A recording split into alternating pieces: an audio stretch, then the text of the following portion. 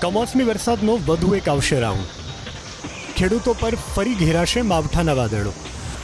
Western disturbance સક્રિય થતાં રાજ્યમાં ફરી એકવાર કમોસમી વરસાદની હવામાન વિભાગે આગાહી કરી છે.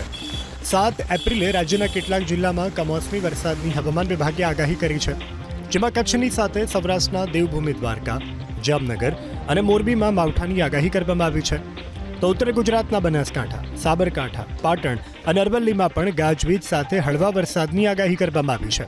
આ તરફ મધ્ય ગુજરાતના મહીસાગર, પંચમહાલ, દાહોદ અને છોટાઉદેપુર જિલ્લા માટે પણ હવામાન વિભાગે કમોસમી વરસાદની આગાહી કરી છે. હવામાન વિભાગ મુજબ કાલથી 2 દિવસ રાજ્યમાં પવનની ગતિ પણ વધશે.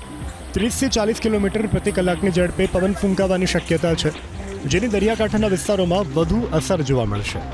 આ સ્થિતિને ધ્યાનમાં રાખીને માછીમારોને 6 અને 7 એપ્રિલે દરિયો ન ખેડવા માટે સૂચના આપવામાં આવી છે.